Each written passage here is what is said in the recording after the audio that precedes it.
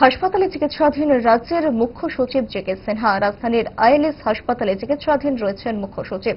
মুখ্য সচিবের অসুস্থতার খবর পেয়ে আইএলএস হাসপাতালে ছুটে যান মুখ্যমন্ত্রী ডাক্তার মানিক সাহা। মুখ্যমন্ত্রীর সঙ্গে ছিলেন রাজ্য সরকারের বিভিন্ন গুরুত্বপূর্ণ সচিবরা। মুখ্যমন্ত্রী জানিয়েছেন, গতকাল থেকে তীব্র জ্বর সহ ব্রঙ্কাইটিসের সমস্যা রয়েছে মুখ্য সচিবের। এদিন মুখ্য সচিবের শারীরিক অবস্থার খুঁটিনাটি বিষয় নিয়ে চিকিৎসকদের সঙ্গে আলোচনা করেন মুখ্যমন্ত্রী। হাসপাতাল ছেড়ে আসার মুখে সংবাদ মাধ্যমের কাছে মুখ্যমন্ত্রী কি জানালেন, দেখুন।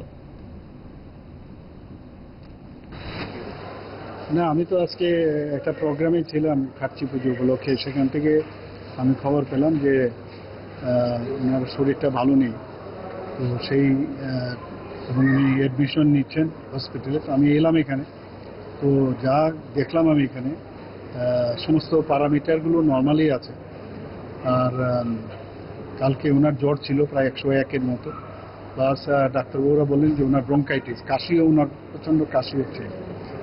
তো এখন তো যা বললেন যে যা এখন বর্তমানে ইসিজি থেকে আরম্ভ করে সবকটাই রেসপিরেটরি রেট বা ভাইটাল সাইন যেটা বলে, পালস রেট, বিপি, সব কিছুই নর্মাল আছে।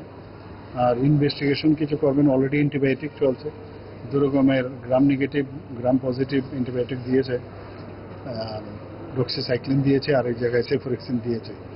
তো এখন তো আমি কথা বললাম, হি ওয়াজ ভেরি মাচ অ্যালার্ট।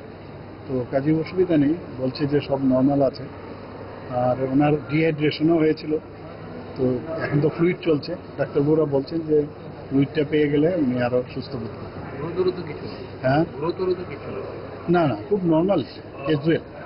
যেহেতু একটু উনি ফিভার হয়েছে, এর জন্য এসছেন এখানে। অন্য কিছু তো মনে হচ্ছে না, আর কিছু আছে, আর কাশি হচ্ছিল।